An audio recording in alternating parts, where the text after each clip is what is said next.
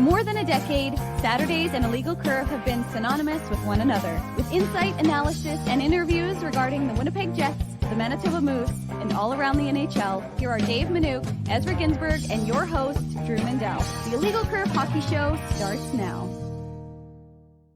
I'll be honest, Desi. It's just the two of us this morning on the Illegal Curve Hockey Show. Good morning. Just the two of us. Yes. We can make it if we try. Just the two of us. And nobody ever wants to hear us sing again. You and I. That was impromptu, folks. We didn't plan that. We should have, but that was completely impromptu. I understand if our viewership drops rapidly right now, but what I was going to say, just plummeting down to nothing. What I was going to say is I was actually sort of hoping that you were going to be at Dave's house, because I always get a kick out of when you do this show from Dave's house, but Dave isn't actually at his house. So nonetheless, I am still happy to see you on this Saturday morning. And with that in mind, I'm going to say good morning to you. I'm going to say good morning to Winnipeg. Good morning, Manitoba. And for all those joining us live this morning on our YouTube channel and all of our social media platform, I'm going to say good morning, universe, and welcome to the Illegal Curve Karaoke Hour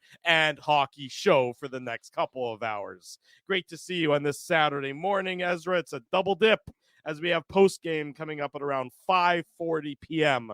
following the Winnipeg Jets and the Minnesota Wild as well. Very shame, THP Power. Where's the dislike button? Ezzy and I sing like angels. We have voices like angels, and that was a fantastic duet, if I do say so myself.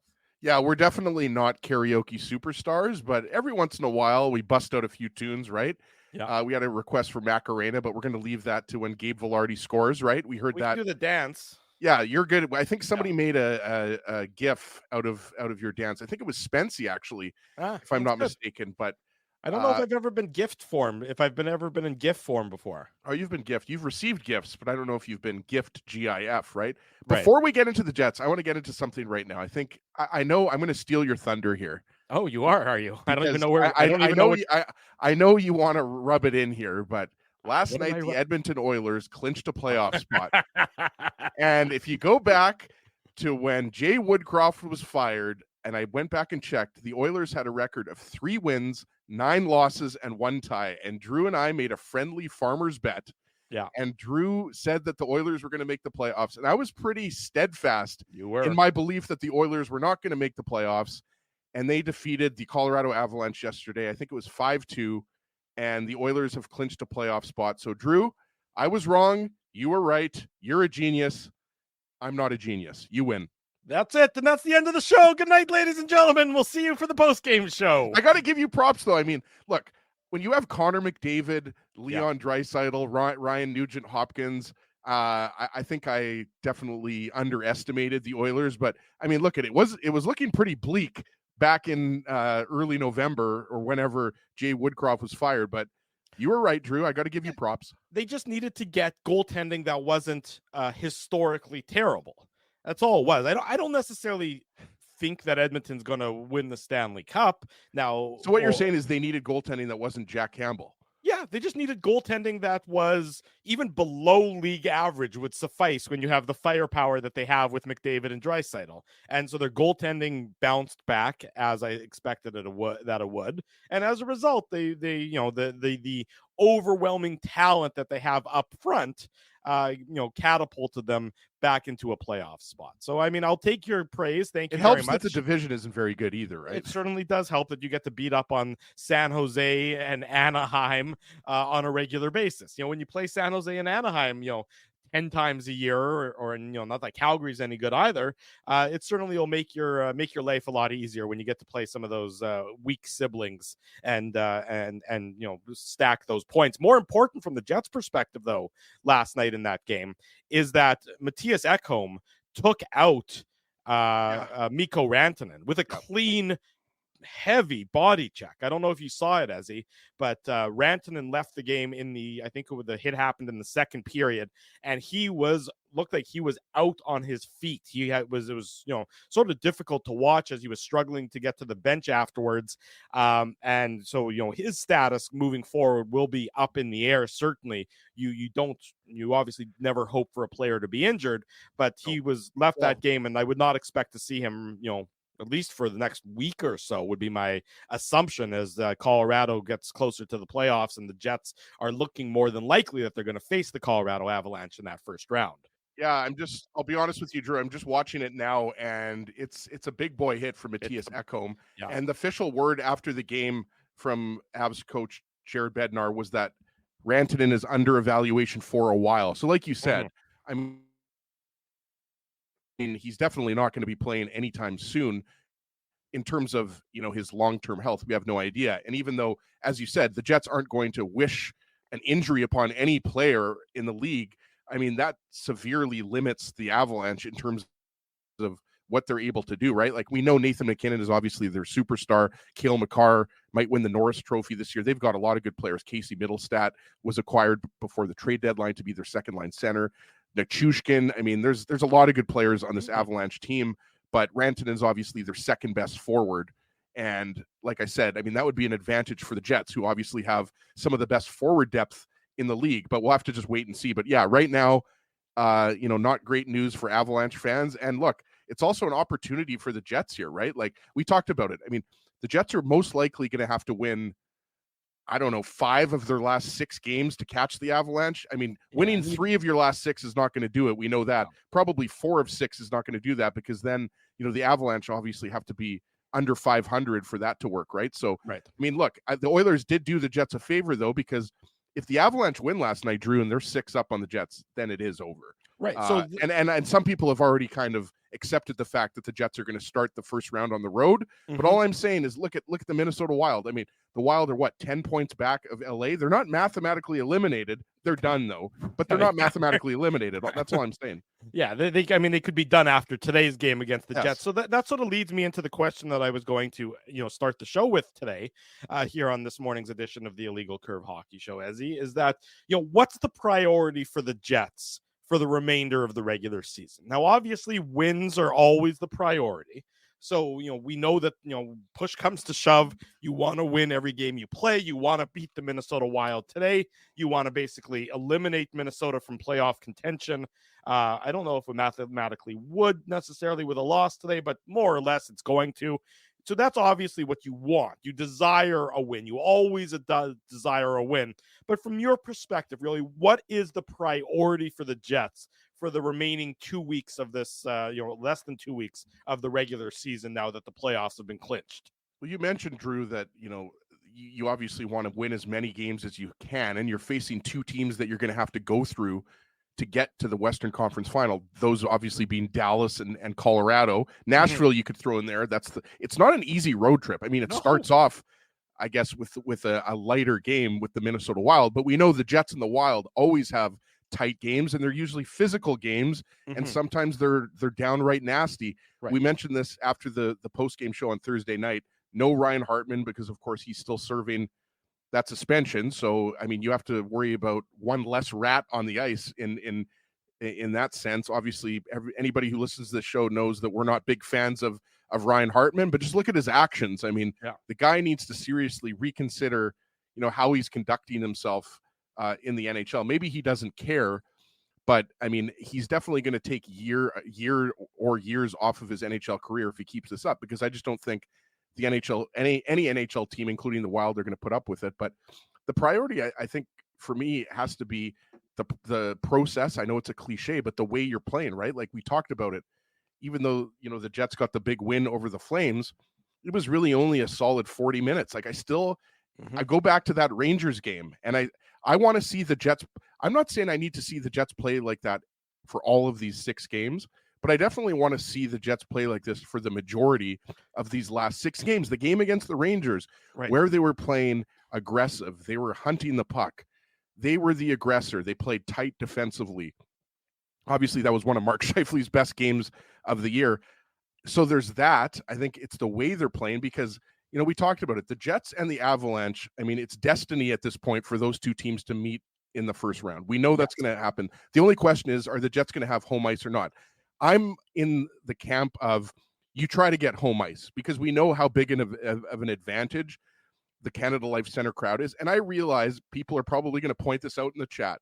Home ice advantage is not the same advantage as it was 10, 15 years ago. It's just, it's true. Just look at, even here in Winnipeg. I mean, the Jets, you think about it, they lost both games on home ice to the Vegas Golden Knights last year. I mean, home ice hasn't been all that it's been written about. And that's part of, sorry to, as a bit of an aside here, I'm going to steal your thunder for a second. That's why I find that the whole NHL regular season and the reward for finishing, atop your division, or the reward of getting that home ice advantage, is not that overwhelming of a reward. That's why I find that there should be a more significant reward for being the best team, or being one of the best teams for 82 games of a regular season, than theoretically getting another home playoff game. And yes, you play against a weaker opponent, but there's so much parity that, with the exception of the wild card in the East this year, it's not a huge disparity between top and bottom. It's unbelievable. I don't know if you saw every single team. They all lost. Right? Like, the Detroit Red Wings should be comfortably in a wild card spot based on the way they played through the first, 45 to 50 games. Yeah. But it's incredible. I agree with you, Drew. I don't think there's going to be an 8th seed upset in the East. We'll see what happens. But whoever finishes first in the East, whether it's the Rangers or the Panthers or the Bruins, I think they're going to end up winning in the first round. But going back to what we said before, the other thing I want to see too is some consistency in the lines, right? And obviously, Nino Niederreiter being out of the lineup, that throws it off a little bit. And I know there's a lot of people in the chat that are talking about, Perfetti versus Toffoli in the top 6. I mean, this is the way I look at it. The way Cole Perfetti has been playing lately, you're not taking him out of the top 6. Now, when Nino Niederreiter comes back, I think everybody assumes it's going to go back to Lowry, Niederreiter, Appleton. And, it could. But I think right now, things have changed quite a bit over the last week, right? Cole Perfetti's recent performance, like Perfetti was a healthy scratch. Exactly. Yeah. That's all I'm saying. I'm not going to say, I'm not, an absolutist where I'm going to say Cole Perfetti has a guaranteed spot on the second line. I'm just not going to say that, because yes, Tyler Toffoli, I think, was acquired at the trade deadline to play with Sean Monahan on that second line with either Ehlers or Connor. But I think right now you have to keep going with Cole Perfetti, at least for the next couple games, and see what happens. But look, I mean, Toffoli's not the fastest player, right? And so if your third line is Nino Niederreiter, Adam Lowry, Tyler Toffoli, first off, Toffoli's a guy that obviously makes that a better offensive line. And then you have Appleton with Vlad Nemestikov and Morgan Barron on the fourth line, or Alex Iafallo, and there's Iafallo in there that you can move around, right? So I think these are all good problems to have right now, but I definitely want to see more of a consistent effort for 3 periods, Drew, because what I think you've been seeing for quite some time now, not just that 6-game losing streak. I think you're going back a couple of months now. Really, we talked about since the end of January when you lost to the Bruins. There, you can kind of point to that game where the streak was over and everybody was focused on the long streak of 3 goals or less for the Jets. And I think you've seen a lot of this: win one, lose one, or win a couple, lose a couple. So that's what I want to see. And I also want to see Laurent Brossoit get at least 3 of these last 6 starts, because I think for the first time in a long time, you have the ability to rest Hellebuyck. Hellebuck's your starter guaranteed. You want to go on a long playoff run. Right. So, ideally, I think you want to give Brossoit probably 4 of these last 6 starts. Yeah, I mean, you've earned the luxury of being able to give Connor Hellebuyck that downtime. You've earned the luxury of even being able to give some of your regulars some downtime, a game here or a game there. And we've sort of seen a little bit of that so far with on the back end, a few weeks ago, where there were guys sort of coming in and coming out. And then the Jets obviously went in that slide, the losing them the 6 in a row, and they sort of had to recalibrate that. But do you expect to see sort of a similar with the forward group? Maybe you give Mark Scheifele a night off because I believe he's played every game this year, if I'm not mistaken. You give guys who are, maybe just, nursing nicks and bruises that would otherwise typically be in a game, or if this was game 1 of the playoffs, they would be in the lineup. Do you give them some extra time off to allow them just, a few extra days away. I mean, I think, that's the reward, right now that you got these 6 games left. You've clinched the playoff spot. You obviously want to finish as high as you can, but at the same time, you don't mind getting your guys a little bit of rest ahead of the start of the playoffs, because it's not like, in years past where there's a 3 or a 4 day gap between the end of the regular season and the start of the playoffs. That's often it's how going to be a been. very quick turnaround, 2 or 3 days, right? We talked about that on Thursday night after the Flames game. I'm going to be interested to see, Drew, if Colin Miller plays again. He had a bit of a giveaway on the second Flames goal. Because right now, I think, most people would agree that it's kind of between Nate Schmidt and Colin Miller for that 6th defenseman spot. I don't think anybody actually thinks Logan Stanley is going to start over Dylan Samberg, even though Rick Bowness was choosing to healthy scratch Samberg over Logan Stanley. I think right now that's really, to me, the only, question mark. And I kind of lean towards Nate Schmidt simply because, Schmidt's played more for the Jets this year than Colin Miller, even though, I like Colin Miller. He can skate. He's a good defenseman defensively. We've talked about his good shot. He is an option to provide a little bit of offense. Obviously, you're not expecting a lot of offense. My guess would be that Colin Miller stays in the lineup this afternoon, but I think, you're probably going to see Nate Schmidt get, at least, 3 or 4 of these last 6 games. And it's like I said, because Samberg and Schmidt have been so solid on that third pair. But again, I don't think that, who plays on the second line wing, Perfetti versus Toffoli, is going to determine whether the Jets beat the Avalanche. The Avalanche are an excellent team with or without Mikko Rantanen. I mean, they're going to have to steal a game if the series starts in Colorado. Obviously, if the series starts in Winnipeg, you have to win at least one of the games. We talked about that. In a best of 7 series, you never want to go down a couple of games. But I think that, right now, the momentum, the positive momentum and the good feelings about this Jets team after the Rangers game have kind of been erased.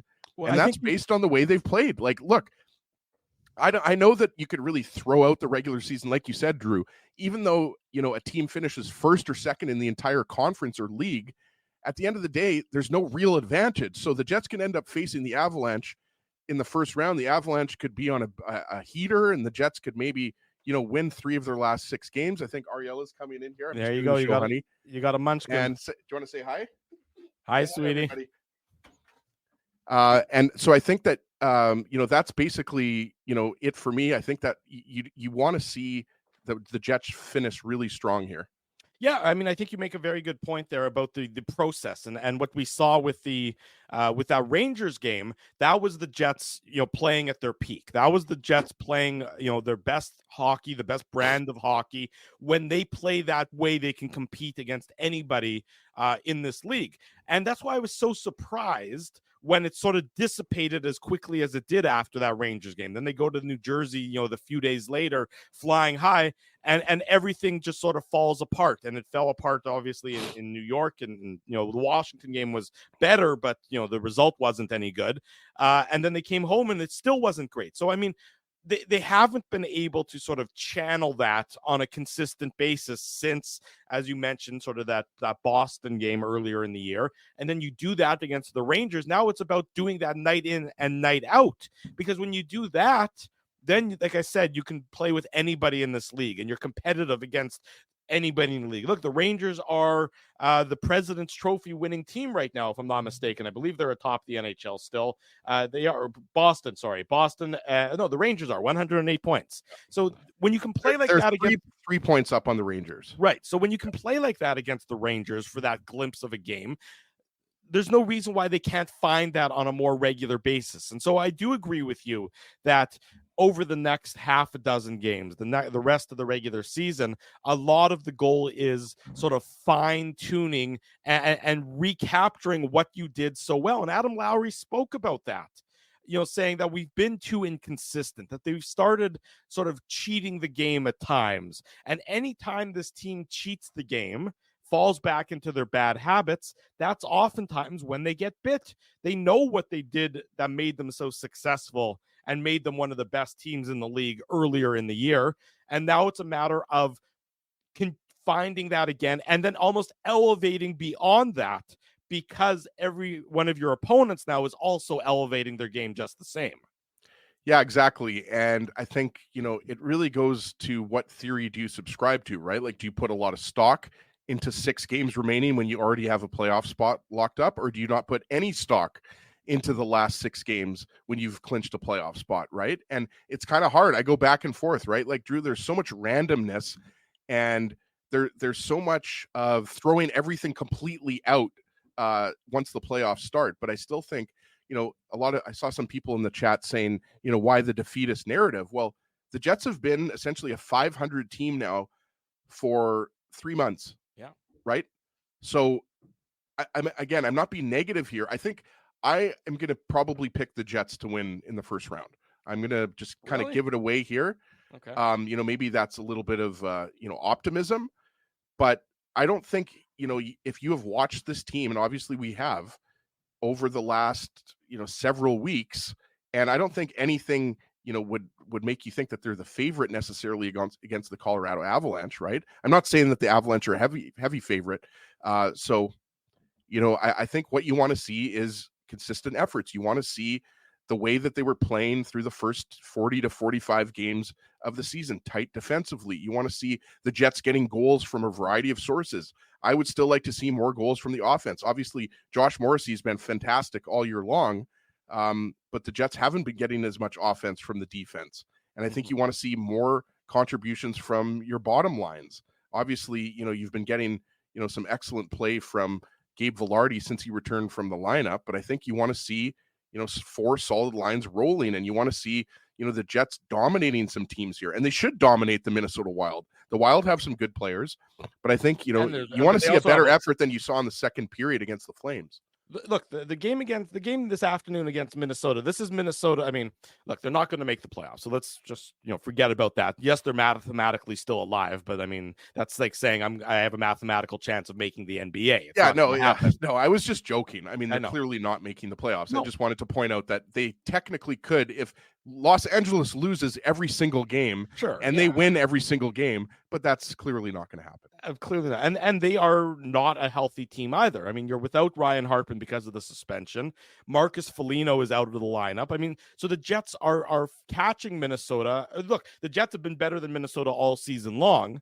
And the Jets, even though that, they don't have anything, quote unquote, to play for in terms of clinching a playoff spot, they want to take advantage of a lesser team than them because they want, to your point, I think, find their game.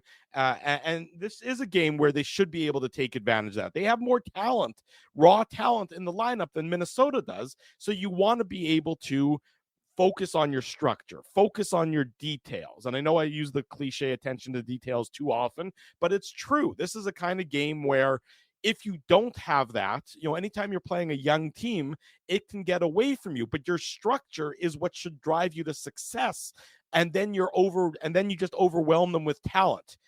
As long as you're within your structure, success should come against a team like Minnesota this afternoon, where there's a clear talent disparity on the ice. When you talk about the Wild, I know we talked about this earlier in the season. When Jared Spurgeon went down with the injury, that's kind of for me when I thought to myself, this could potentially be a season killer, because those who know how good of a defenseman he is. And you're right. I mean, I think the Minnesota Wild are kind of in a similar place as the Calgary Flames, right? Every year thinking they have a good enough team to make the playoffs, but not really a team that anybody would fear in the playoffs, right? Like, I think, most people would agree that, Nashville's a scarier team than the Minnesota Wild. Obviously the winning streak and the point streak and everything like that helped, but I think, there's definitely players that you have to worry about. But yes, I mean, I think, the Jets right now are still trying to regain their form from that Rangers game, right? And we've only seen it in really short spurts here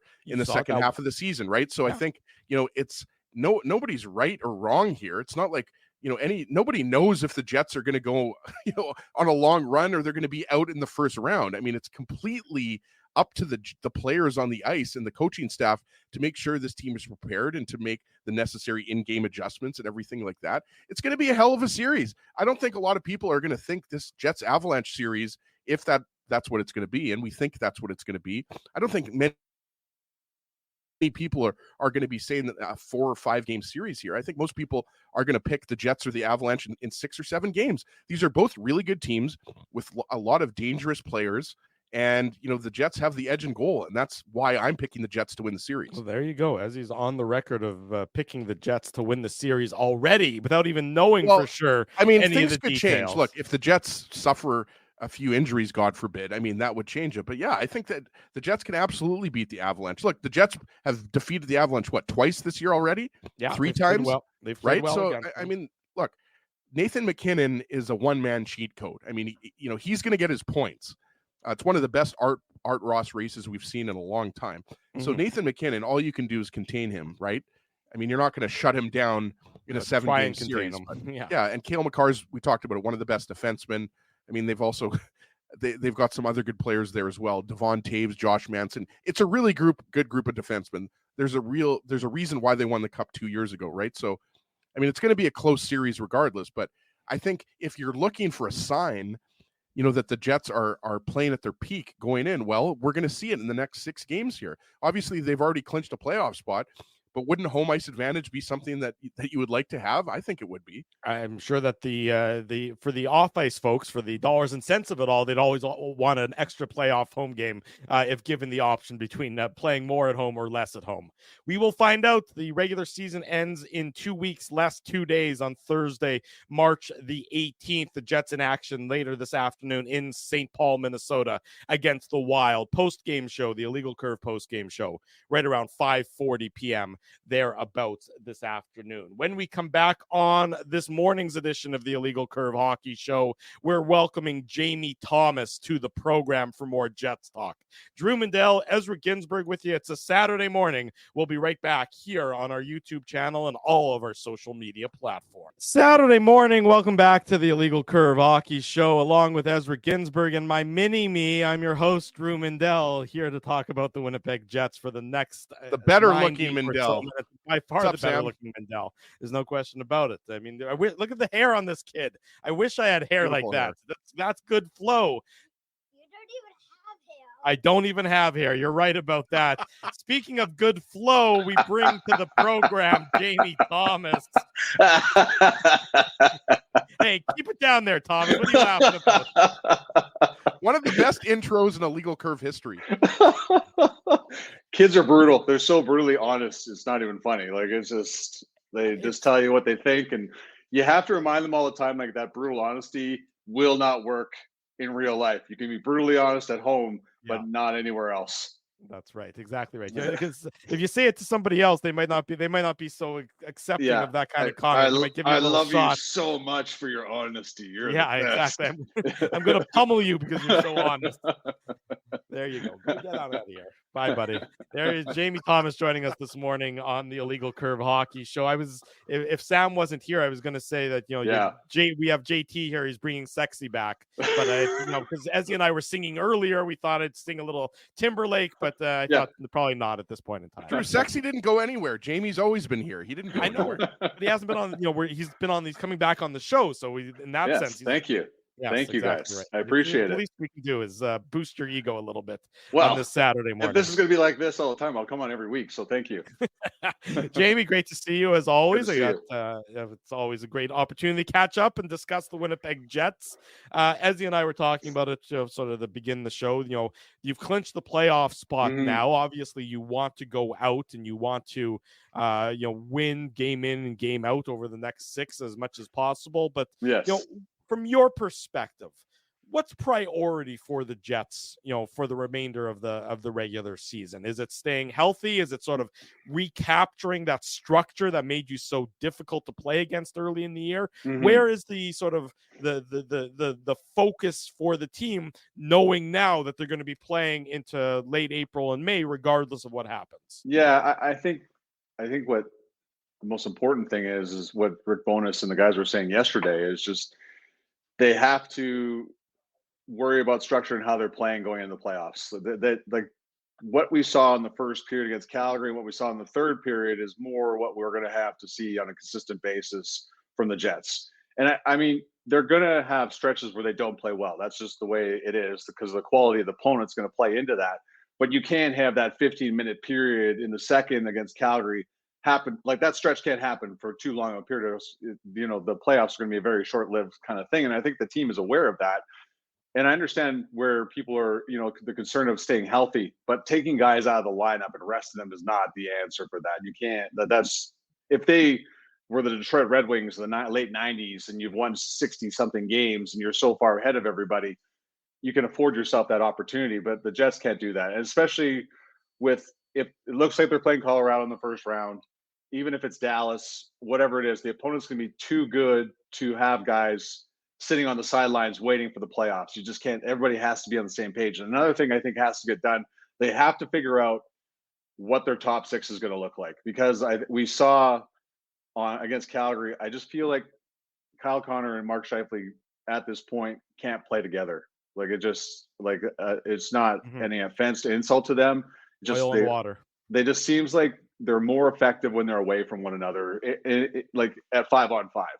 And that is no knock to either player, but I've just liked what I've seen from, and I know it's hard to say where Cole Perfetti is going to fit in when Nino Niederreiter comes back, but Cole Perfetti has earned that opportunity to stay in the top six right now. But I really like that Monahan, Perfetti, Kyle Connor line, and I really like Gabriel Velarde, Mark Scheifele, and Nikolai Ehlers at this point. So I know it's not, and of course that'll be interchangeable with Tyler Toffoli at some point here.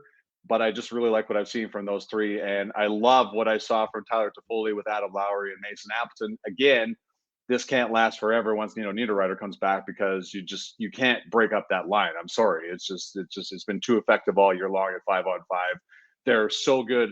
That game against Los Angeles, when they just hammed the Kopitar line in time and time again, you have to have that, and that they're just way too effective together to break them up. But it's been fun watching it, and I really enjoyed how Tyler Toffoli fit in with Adam Lowry, Mason Appleton, because he's such a smart player and he's been around the league far too long to not understand where he has to be. But he also adds that elite goal scoring ability to that third line, which just makes the Jets even more dangerous as the game goes along, because you have that guy there with two players and can get you the puck.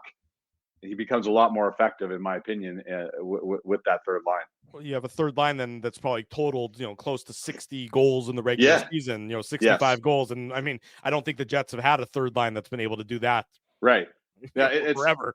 Yeah, and like what a benefit it has. And Rick Bowness talked about that yesterday, how spoiled they are in that aspect.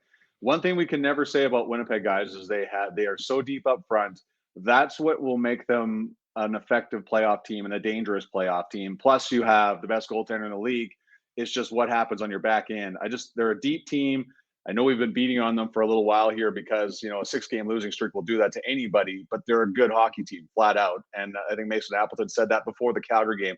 We knew we were a playoff team. We know we're going to be a good playoff team. So what you see there, it's a good team. Just the other team plays a large role in how this is all going to play out too as well. Jamie, you mentioned Cole Perfetti there in your answer, and I mean, we have to talk about him, right? Like the 2 goals, 3 points versus LA. Yeah, obviously, picked up an assist in the win against Calgary, and I mean, it goes without saying that it's been a rough year for him in terms of being demoted to the fourth line, being a healthy scratch. And I think regardless, if Perfetti stays up in the top 6, I do think there's a good chance that we see Toffoli back there. Like you said, yes, when Niederreiter's back, because that's where Toffoli was playing previously. But for me, like, it doesn't matter whether Perfetti's playing on the second or fourth line. He's playing at that same level he was the first 30 to 40 games of the season, when he had, 30 points in 50 games or something like that before he went on the pointless streak, the goalless streak there. So for me, this is just a great sign that Perfetti got out of those doldrums of the regular season. And the thing that stands out to me, he's just playing with a ton of confidence. Yeah, and with a player like Cole Perfetti, guys, I think he's just more effective in the top 6. That's flat out. That's where he has to be. And this is going way back. But remember when Ryan Getzlaf and Corey Perry were breaking in the National Hockey League, Randy Carlyle would not play them, bring them up, because he's like, they can't be third, fourth line guys. That's not their, that's not their DNA. And that's where Cole Perfetti is. And yes, it's great to have him on the fourth line, but he's not effective.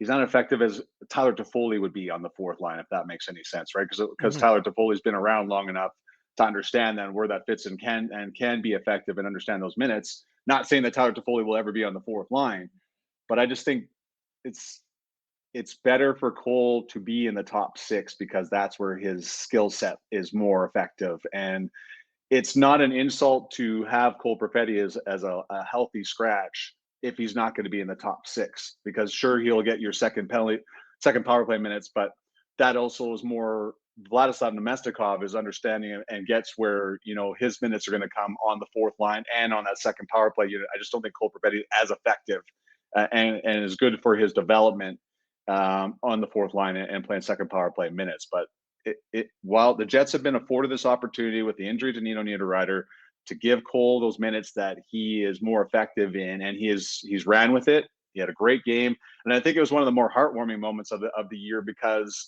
of how long he had waited. But that opportunity comes up, and he has the game-winning goal. He scores the first goal of the game. Those moments you'll remember, and for him too, because he's so thankful to be there, and that showed to all of us or anybody that had doubts that when he's in the top 6 and he plays those types of minutes, how effective he can be. It's just the Jets are so deep up front. It's just you can't afford to give him those minutes at this point. Right. And now when they're fully healthy, let me be clear, when they're fully healthy. Right. And now that he's recaptured his mojo, yes, he fits right back in where he was earlier in the year. And I mean, and it's not unusual for a young player really playing their first consistent season without any injury to go through those ups and downs. Ehlers went through them, Connor went through them, so it's part of the growing pains. The fact that it's happened and now he seems to be coming out of it with his 6 games to go in the regular season is a great sign for the Jets, in that he's almost, look, when they went out and they acquired Toffoli at the deadline, it was largely because they couldn't rely on Cole Perfetti to play that role at that point in time. His game wasn't there. So now that you can, have Toffoli still and Perfetti is recapturing his game, that's, playing with house money, as the old cliche goes. Yeah, you have to be thrilled for it. And it just, especially now when the Jets go on this murder road trip, and I know it's a 1 and come back home and 3, but it is regardless 4 back-to-back games away from Canada Life Center. But this is where you're playing quality opponents, really good teams. How does he work out? How does this happen? And when there's you don't have last change. Mm-hmm. You can't get them away from anybody. So this is where you're going to see how much is Cole going to grab the bull by the horns here and run with it with this opportunity that he's given. I believe he will. I believe he's played extremely effective in the 2 games that he's been up in the top 6. But now it's like you're on the road. You're going into Nashville, which is never a fun place to play. You're going into Dallas, where the Jets can't have not won in a long time. I'm not going to say can, because obviously they can, but just it's a tough place to play. And then Ball Arena in Denver is honestly, guys, one of the most terrifying places in the world because of how dangerous the Avalanche play in that building, right? So it's just a great opportunity to see where Cole fits in tougher buildings when the game's elevating again as the Jets try to fight their way and hopefully get second place in the division at least. The games are elevated. The altitude is elevated in Colorado as well. Jamie Thomas. Well, it's funny, Jamie, because I thought you were just going to say it's such a dangerous arena because that's where Nathan McKinnon plays. Yes. But obviously the rest of the team's pretty good, and the altitude, I think, plays a role as well, right? But McKinnon, I mean, the guy he's a human cheat code. And is it not the best Art Ross race in forever? I mean, like, regardless if it's McDavid, Kucherov, or McKinnon, it's just cool to see these guys, racing to 150 points. Yeah, here's another thing too, is like every year it's just been, we've watched Draisaitl and McDavid run away with the scoring race, and it's kind of dull this way. The fact that McDavid was 112th in the NHL in scoring back in November just blows me away. And here's another thing I do love, and I know it's been brought up a little bit. I love that Sidney Crosby single-handedly has pulled the Penguins back into the playoffs when there was all that conversation about, oh, what are they going to do with him? All that stuff like that. They've moved, Gensel's out. The fact that he is even pulling himself into the MVP conversation. So I look at it as this. You look at what Tampa Bay would be without Kucherov. Nikita Kucherov has not gotten enough good press this year for what he has done, because Tampa was a non-existent. The rest of the team wasn't doing anything. He single-handedly has kept them in the playoff race. And that's an MVP to me. Connor McDavid helped pull the Oilers out of whatever doldrums they were in, the inexcusable doldrums that cost their coach his job, and they've played the way that we all expect them to as well. But McKinnon, it's just been steady all year long. So Mhm. I do not envy anybody to have that vote for the Hart Trophy, because it's a lot of people are going to be mad about who doesn't get it, because there's 4, in my opinion, and we'll throw Connor Hellebuck, which I know he's not going to get enough representation on that behalf. But there's 4 very elite players that are deserving of the Hart Trophy this year. We haven't been able to say that in a long time. So it has been a fantastic National Hockey League regular season. We haven't been able to say that for a long time. But the races that are going on right now for the Eastern, the final playoff spots, the West for positioning, you're going to have 8 high quality teams going into the playoffs in the Western Conference. Is going to be a war. I think we're in for a lot of fun over the next 2 months. Just it's time to get there. Jamie, I want to stick with the Jets. I just looked at the standings. The Penguins are only 2 points back. I know. Yeah, I had no idea. I thought the Penguins were like 6 or 7 points back. You probably thought I was like drunk. Like, what is he talking about? But it just shows you, again, to your point about Sidney Crosby, and prior to the deadline, and they have a game in hand on Philadelphia. It's unbelievable. Well, yeah, we talked about Philadelphia, Detroit, the Islanders. Like, nobody wants to take that last playoff spot in the East.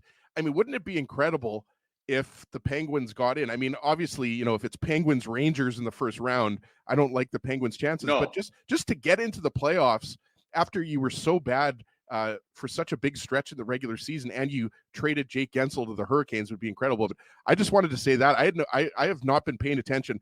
Obviously, here in Winnipeg, we're focused on the West. Yes. But yeah, that's incredible that the Penguins. Sorry, I'll get over it, Jamie. I'll gather myself here, and I'll get over it. I do have a Jets question for you, but yeah, I wanted to go back to the goaltending, right? Because speaking of, you know, most valuable players, I think there's definitely an argument to be made that, you know, Connor Hellebuck is not only the most valuable player for the Jets, but one of the most valuable players in the entire league. The only problem is it's going to be tough for him to be a finalist. But you know what?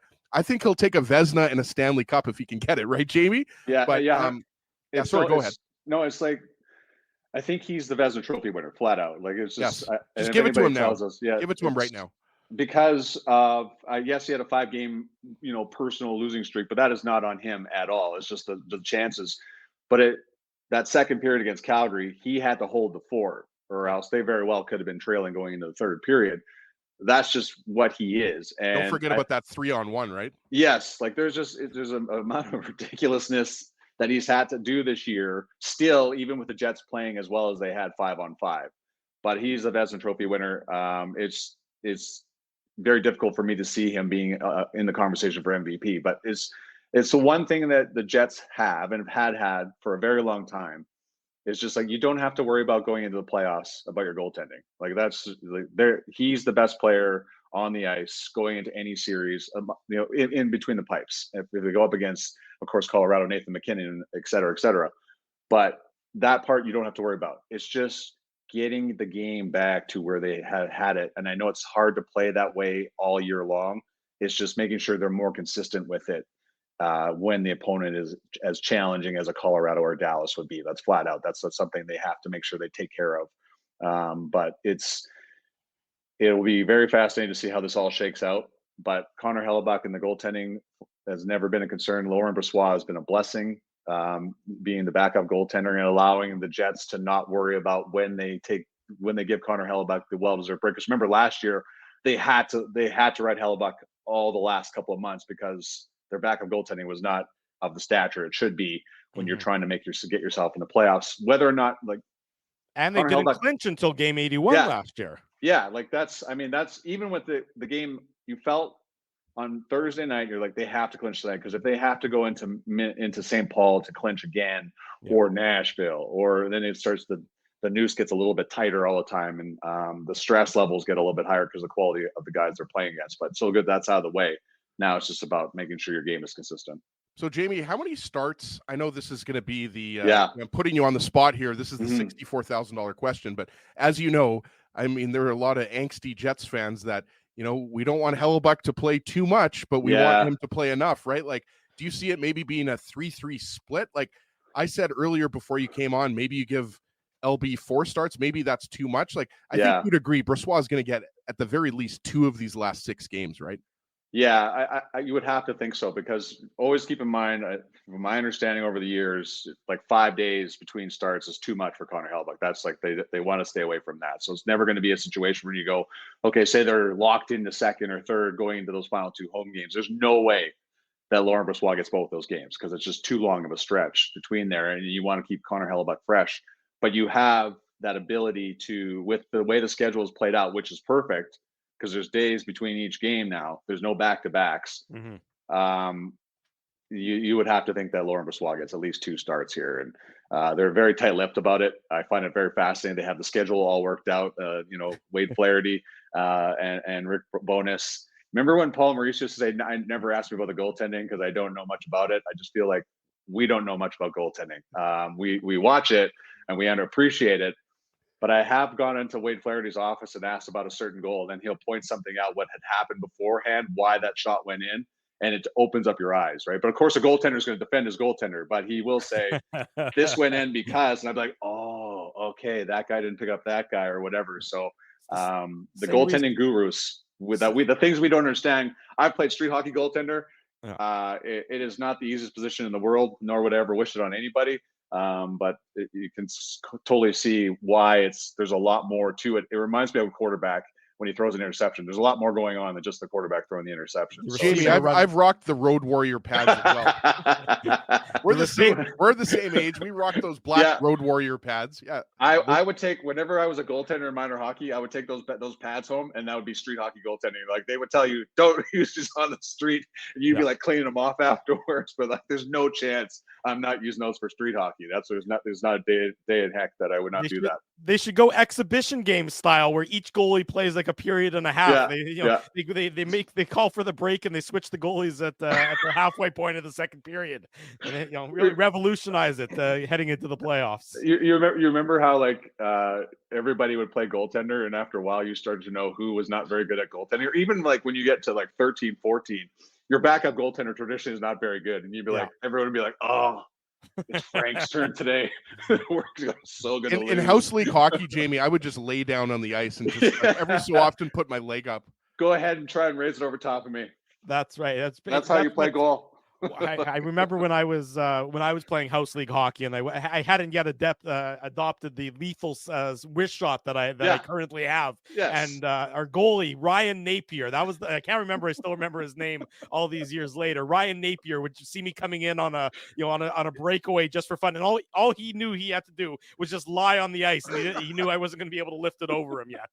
So thank you, Ryan. I'm still traumatized by that. I think you should maybe get in touch with Ryan. You still remember his name, Drew? I remember his name vividly. Find out what he's up to. I'm surprised you don't know him, Ezzy. I thought he was close to your age. Drew has the list off to the right over there. Look at people. Happy Gilmore style. He's still mad. Or Billy and Madison Jamie, style. you know, Ginsburg and Manuk are 1-2 on that list. Yeah, that's right. Sure. How could they not be? I'm glad I called that guy and apologized. We both know that balloon card behind your head is not from Drew. So. Jamie, let's get back on the track. If there ever was a track to this. Jamie Thomas, Winnipeg Jets reporter here on joining us this morning. The defense, we've seen a lot of rotation. We've seen Pionk with Morrissey as of late. I mean, we've seen Dylan and DeMello as of late. Is that sort of also one of those areas that you think Rick Bowness is trying to nail down in the next 6 games before heading into the start of the playoffs? Yeah, no question. And it's just, and I think another thing too is it'll be imperative they get Colin Miller acclimated, had a much better game, because listen, it can't be easy for anybody to come to a new structure, but I think it's even harder for a defenseman to do so. And Rick Bowness did point out there wasn't enough practice time for Colin Miller to get used to everything the way they do, the hours and hours of video that he had to watch. So they're going to have to make sure that they keep him fresh. I think they've done a great job of, playing Logan Stanley, making sure he's in there. Unfortunately, it is, it's not easy for guys like Nate Schmidt to come out of the lineup all the time. The fact Dylan Sandberg, I think, has had a great year. He has to come out, but that's just what happens when you have 8 NHL defensemen. You have to keep them fresh for what's coming forward. Certainly, in the next little bit here, you have to have 8 guys that can come in and play now if somebody gets hurt, which is going to happen, especially in a long playoff run. So the way they've been moving guys around and trying to find the right pairings is imperative too. The same way it is up front. They have to find that magic system. And I do like Dylan and DeMello together. Not just because of their names and the way it works out, but I do appreciate them. It sounds like a country band, like Dylan and DeMello, Hall & Oates, you know? Or it's a law firm, Dylan and DeMello. Like I just like it's a your personal injury attorneys. We'll get your money. Chunk chunk. Dun, dun, dun. See, we're going off the rails again. So I'm the wrong person. I will. Your nickname was Hammer in college, right? They called him Drew the Hammer Mindell. That's right. So yeah, I mean, to your guys' question, it's just that's going to be what's so interesting over the next 6 games is just how they figure this out and who's going to get the ice time and where they're going to have it. I think clearly the power play. That's got to get back on track. I mean, it was much better against the Calgary Flames, but that has to find a way to become more consistent and more dangerous. Certainly going into the playoffs. So I mean, we're going to see a lot of that. They were working on 6-on-5 at practice yesterday. Mm-hmm. All types of situations that are coming up here down the road. So. Well, that's what I wanted to ask you about, Jamie. Sorry, Ezzy, I know I'm stealing your thunder here on this question. What are you doing, Drew? It's my turn. I know, but I'm stealing your thunder. It's okay. The show's off the rails entirely. And you. Yeah. I can start doing this. Yes, Ezzy. I'll take your next question. Yeah. You mentioned Gabe Vilardi, and I was going to ask, obviously his performance to getting the first career hat trick on Thursday was great. Yeah. And, since, and he's when he's been in the lineup for the Jets, and unfortunately it's been intermittent this year, mm-hmm. Which is the story of his career by and large, is he sort of more of an offensive catalyst for this team than maybe we're giving him credit for, or it's only now as we get sort of later in the year, we're recognizing how key of a driver he is for this offense here, almost that Scheifele was that guy and still is that guy to some extent, but it seems like 100%. Vilardi is almost maybe close to on parallel with Scheifele in terms of being an offensive catalyst. Agreed. And I think we've seen how much better the power play is with him in the lineup, because make no mistake about it, Gabriel Vilardi is so good at recognizing when he has to take away the goaltender's eyes. He's so good at going down to the bumper position and finding guys that are open. Like, they were trying to get him to explain how he knows where to pass the puck, but he's just, when you're that talented and that gifted as Gabriel Vilardi, it's very hard to explain. He is scanning before everything is happening. He knows where everybody is.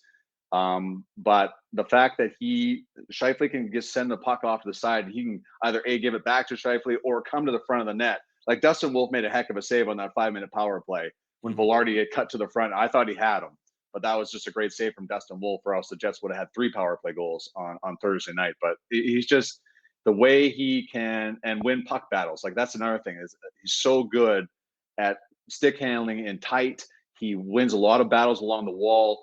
There's just a lot of qualities that Gabriel Vilardi brings to the lineup that you can't have out for an extended period of time, right? So it's been unfortunate for him for the injuries that he's had. I'm sure having a large spleen was not on his bingo card for the things that go wrong this year. That is what we can't. So it's been unfortunate for that part. But when he is in the lineup, you see how effective he is. And he's just a great guy to have on the side with Mark Scheifele and whoever they decided to run on the other side. But they've been, Ehlers, Scheifele, and Vilardi, from an analytics perspective, have been darlings. Mm-hmm. We'll just see how much longer they can ride them for, because I hope it does, because they're extremely effective when they're on together. But Gabriel Vilardi, I think we're just scratching the surface of what he can be in this lineup. We just have to see it for an extended period of time for him to get more comfortable and get that consistency going. And then I think you'll see another reason why the Jets won that trade with the Los Angeles Kings. I don't think we really need to go over it too many times. It's too obvious, because one guy's not even in the lineup half the time and they still win the trade. So not that we're going to keep riding that at all. Yeah, it's been a while actually, because through the first half of the season, that's all everybody was talking about, right? Mm-hmm. How much the Jets won that trade. But yeah, I think it's pretty obvious. And I wanted to ask just one more question. We mentioned earlier, I don't think, the Jets are in a position where they're going to rest six or eight guys again. I said to Drew before you came on, like, I think you're going to see maybe a rotation with Colin Miller and Nate Schmidt. For sure. Maybe a guy like Logan Stanley gets in for a game or two. We talked about Brossoit or Hellebuck. I know, it's maybe not, something that you have inside knowledge or about, but a lot of people are hoping maybe, a few Moose players are rewarded. Do you see that happening? Yeah. Like, do you see Brad Lambert, Jeff Malott?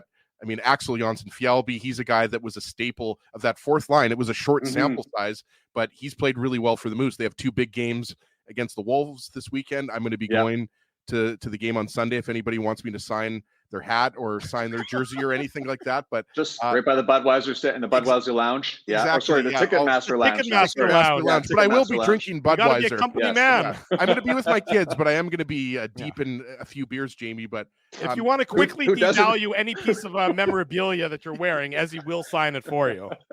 Who doesn't have memories of going to a hockey game with their dad without your dad drinking a beer? Like that's exactly. That's just part of life. Yes, absolutely. Rite of passage. But do you see that happening? Like, I don't want to put you on the spot here, but like, do you see I think Jeff Malott and Brad Lambert would be kind of the obvious guys. Like, do you give them a game? I mean, I guess there is always the possibility of a Rutger game, right? That's still, people have been kind of clamoring for maybe after his season, so after the Frozen Four is over, maybe Rutger gets a game. Yeah, and it's a good question. To me, from what I've seen, since Rick Bowness has took over head coach, I just don't see that happening. Like, because you have too many variables that you want to make sure a lot of guys are, like, if you were, again, like Detroit Red Wings are far ahead, you could do this, but I haven't seen since Rick Bowness has been the head coach, I haven't seen that kind of, what a great year you've had. Let's give you a game here in the National Hockey League. And if anybody has earned that right, it is Jeff Malott, because of how great of a player he's been for the Manitoba Moose. Great kid. What a great individual to have in your dressing room. I don't see a time, maybe if the Moose are eliminated from the playoffs, which we all hope doesn't happen, become part of the Black Aces, you come and the Jets going a long playoff run, maybe that's where that is, but I just don't see a situation where they get a game at this point, unless the Jets are locked into second or third and they have those last 2 home games. And it depends what the Moose are doing too, right? You certainly need those guys to solidify their playoff spot. But great question, Ezzy, because I just and that's why I asked you. Sorry, just wanted to throw in, like, there'll be a lot of variables. Well, and also, you've got Gus Bus, who I'm sure they want to get a game or 2, right? And then you mentioned Rasmus Kupari, right? Yeah. So basically, for a guy like Brad Lambert or Jeff Malott or Axel Janssen-Fjällby, whoever you want to pick, I think those are 3 good candidates. They're going to have to leapfrog, the Jets coaching staff wanting to get Kupari and Gus Bus a few games here down the stretch. Yeah, and see, that's the other thing. Like, the other people that you have to keep fresh in the lineup too, as well. So it's a tough thing to see, and certainly a challenge for Jeff Malott, and then of course Brad Lambert, who's had a tremendous year, and what a ton of growth he has had in his second quote unquote full year of professional hockey. So yeah, the Jets are so deep up front, guys, and so they have so many NHL defensemen as it is. It's very difficult for me to see them getting those opportunities. Maybe next year, but at this point, it's very, especially with the focus of the playoffs that they have to get in, instead of rewarding people, I guess is the best way to put it, for being great organizational players. Jamie Thomas is the Winnipeg Jets team reporter. He's a good friend of ours. Jamie, this was fun as always, my good buddy. We will do it again real soon, and we'll keep reading your great work and the Ground Control podcast, of which I'll point out we still haven't been invited on. That's on the Jets website, of course, on a regular basis. Hey, make sure you check out Nate Schmidt's interview this week.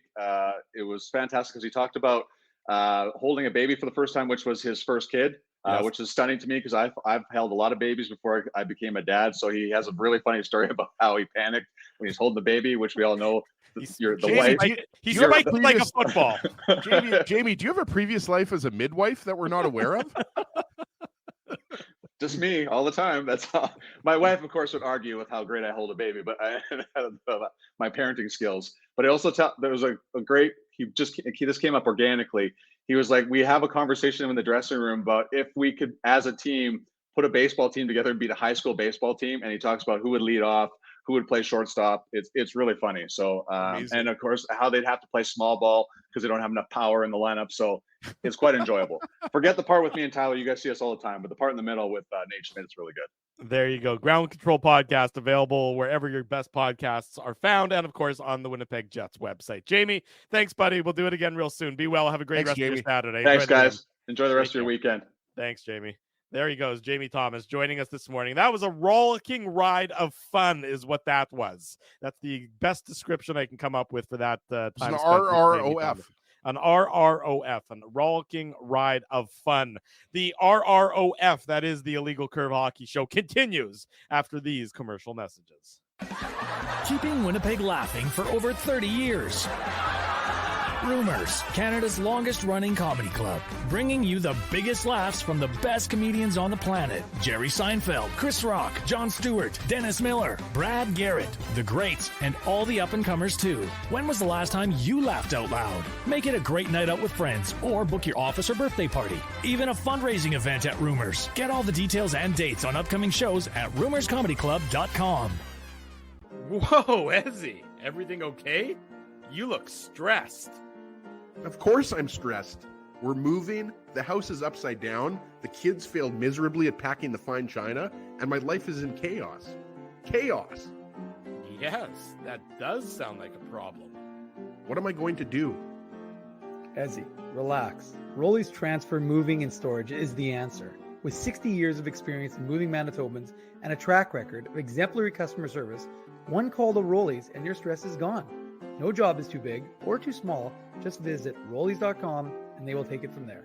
Thanks, Dave, and thank you, Rollies Transfer Moving and Storage, online at Rollies.com. Hey, Drew. Ezzy, whoa, what a smile! Yeah, I got my crowns done at Linden Market Dental Center, and they whiten my teeth. I see. They're so bright that every time I smile, they go... We have hockey tonight. Do you have a mouth guard to protect those pearly whites? I sure do. Whoa, they even ting through the mouth guard. Linden Market Dental Center covers all your dental needs, from restorative to cosmetic dentistry, and will fit you with a sports guard for that active lifestyle. 877 Waverly. See lindenmarketdental.com. Boston Pizza harnessed Fanalytics to test if the game is better at home or at Boston Pizza. The results are irrefutable. Catch the game at Boston Pizza, powered by Fanalytics. We did it again! You're on fire, man. There's power in a handshake after a great game or great deal. It shows professionalism and respect. Two qualities Zappia Group Realty take pride in. You don't build a business where 95% of your clients are referred by others without honesty, integrity, and total dedication to client satisfaction. To sell your home for more in less time, shake hands with Frank and Mauro Zappia of Zappia Group Realty. Get started at ZappiaGroup.com. Welcome back to the Illegal Curve Hockey Show. Hour number 2 begins with Drew Mandel and Ezra Ginsburg, and we want to remind everybody about this announcement in case you missed it on the post-game show on Thursday night. The Illegal Curve pre-game show prior to each and every Jets home playoff game.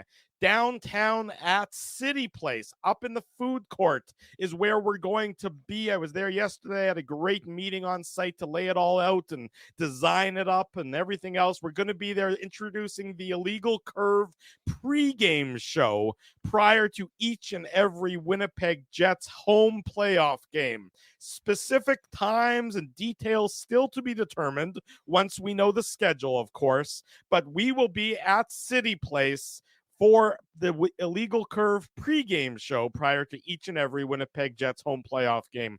Really excited about this addition to our roster of broadcasts, Mr. Ginsburg.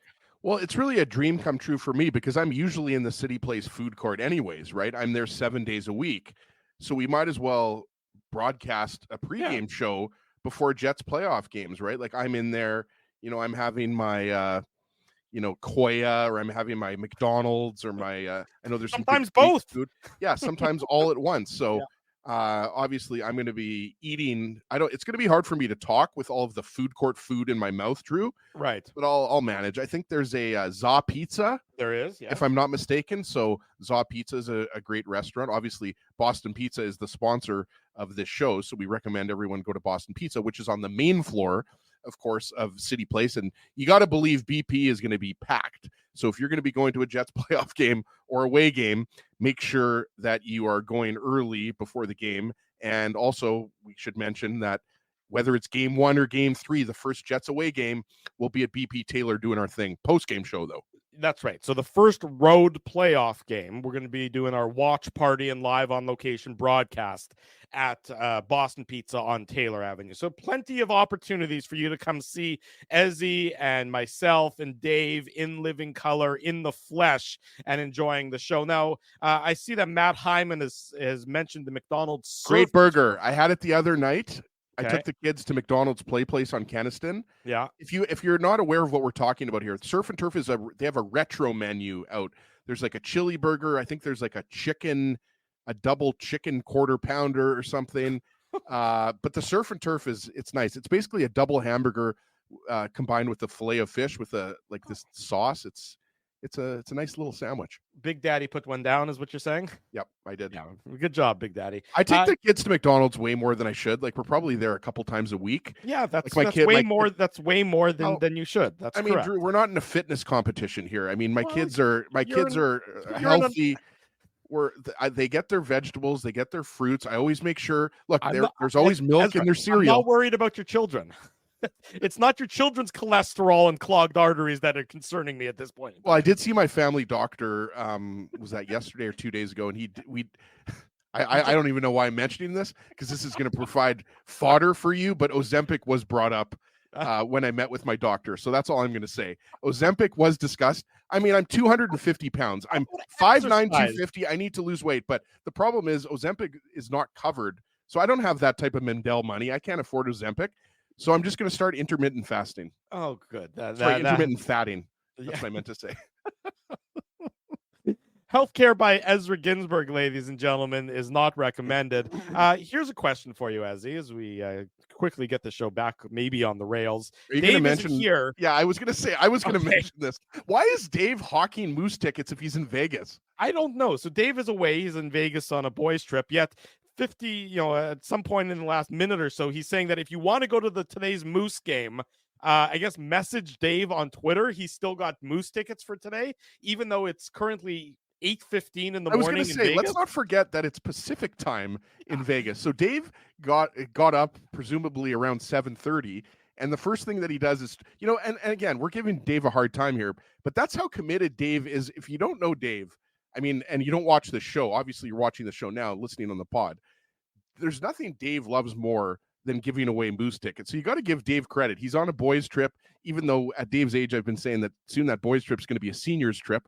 But Dave, I knew you would like that, Drew, but you got to love the fact that whether Dave's in, Vegas or Florida or whatever, he's still, giving away those Moose tickets. So yeah, definitely DM Dave. I don't understand what's happening at all today. Dave's in Vegas giving away Moose tickets. I don't know where Hustler is, but he just tweeted this. He just bought a pizza from the gas station somewhere in I presume he's on his way somewhere down south.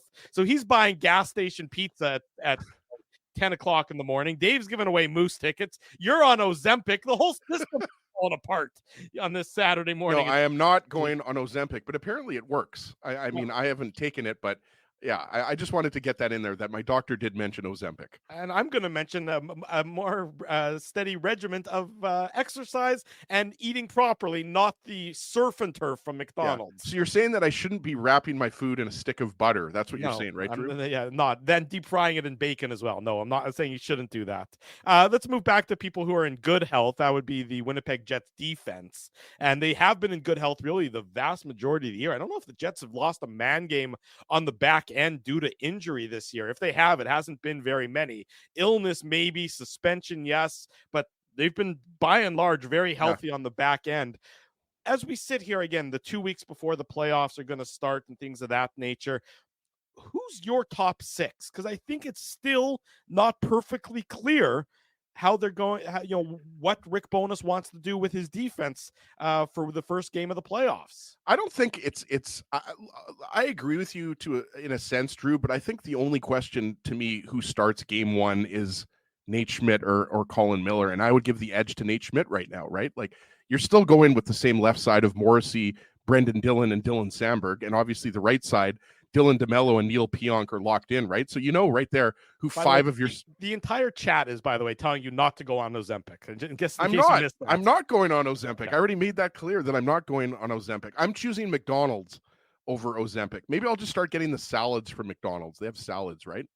Maybe. I don't know. Yeah, they might have taken those away, but I'm going to stick with the surf and turf burger. It's a nice light burger. It's not that thick, right?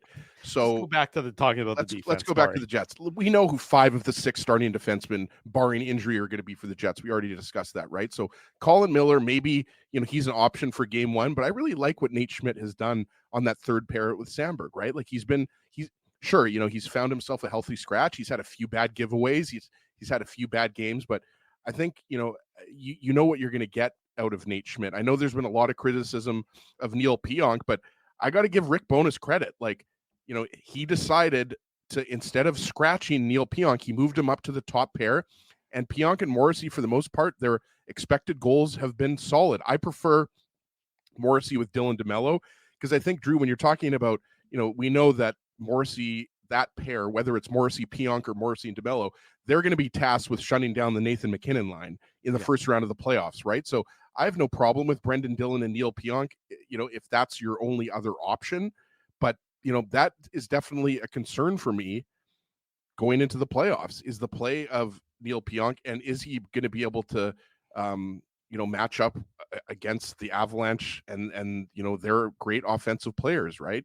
So I think, that's the only question for me. Colin Miller, I don't know if it's been confirmed yet. I would expect him to play this afternoon versus the Minnesota Wild, but then I would expect Nate Schmidt to go back into the lineup. I don't think you want to have Nate Schmidt sitting in the press box for the majority of these last 6 games, but we'll wait and see. I think the bigger question is, who are you going to see in the top 6, even though, I don't think it's as big of an issue maybe as some Jets fans are making it out to be. If Cole Perfetti's on your second line, great. If Tyler Toffoli is on your second line, great. That means you're going to either have Toffoli on your third line or you're going to have Perfetti on your fourth line, right? So again, these are all good problems to have. Going back to what you said, Drew, I think the health it's a big thing for the Jets. Like, go back the last few years in the playoffs, the Jets have had injuries, and right now, by and large, the Jets are healthy. Nino Niederreiter, he's going to miss, another couple games, 3 games. But for the most part, the Jets are going into the playoffs healthy. Knock wood. There's still 6 games left. But I think that has been a storyline maybe that hasn't been talked about enough, is the health of the defensemen, right? They've been healthy you look at the number of games played by the Jets defense. And it's, when they've had guys who haven't been in the lineup, it's largely been coach's decision rather than anything injury related. I mean, they've had an incredible bout of luck when it comes to the back end and it being injury free this year. It's almost, unprecedented that they've been as healthy as they have been on the back end. Now, I'm not, certainly now someone's going to say I'm trying to jinx it or something along those lines, which obviously isn't the case. But Morrissey, DeMello, Pionk have all played 76 games. Samberg has played 72, and there's been a healthy scratch situation there a couple times. And Dillon has played 72, and that's because he had the suspension. So, I mean, you've had your top 6.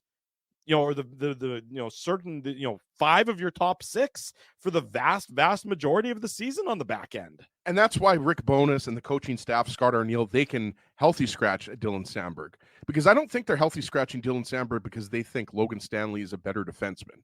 I'm sorry, I just don't think that. I think they wanted to get Stanley some games. I wouldn't be surprised if Stanley gets 1 or 2 games of these last 6 games. But for those people who are saying they want to see Logan Stanley in the playoffs, you might see him in the playoffs, but Stanley is not starting over Dylan Samberg. It better not be at the expense of Dylan Samberg. Well, exactly. And we had the comment up, I believe it was from Matt Hyman, talking about Samberg on the right side. Like, yeah, I have no problem with that if that's with Logan Stanley, but I don't think you're going to start game 1 against the Colorado Avalanche when Dylan Samberg has been so solid for you all year long. Look at the expected goals. Yeah. The advanced stats are very favorable. Samberg's, I've said this before, I'll say it again. I think he's the Jets' second best defenseman, and I have no problem saying that. And yes, he's only 24, 25 years old, and I do think he has, he will be the future left side defenseman on the second pair permanently. I do think that's what his ceiling is. Right. Maybe even top pair. Like, you forget he's young, but I don't think, Stanley's playing over Samberg. So I do think you're going to go with the top 6 that has worked all year long. And then, yeah, you have this, again, good problems to have. Rick Bowness, Scott Arniel, they're going to have the ability in the playoffs, if they want to put Colin Miller in, because maybe they want a little bit more offense, they want a better skating option, you can put Colin Miller in for Nate Schmidt on that third pair. And then, yeah, if circumstances present themselves itself, and you need to put Logan Stanley in, sure, but I don't think Logan Stanley for me is going to be in my top 6 to start the playoffs. No, he's definitely not for me. And as I said, and I think I said it a few games ago when he was playing sort of, more regularly, is where his ceiling is and where his floor is, and his floor is far lower than Dylan Samberg's floor. All things considered on a regular basis, that Samberg has a higher floor and a higher ceiling than Logan Stanley does. So there was never to me, it never really made any sense that Stanley was in the lineup ahead of Dylan Samberg. And it was one of those peculiar decisions by Rick Bowness. And I'm hopeful that that's sort of has gone by the wayside now. And that, Samberg, you're right. You don't need to worry about your left side of your defense if you're the Jets, when you can go with Morrissey, Dillon, and Samberg. I mean, done.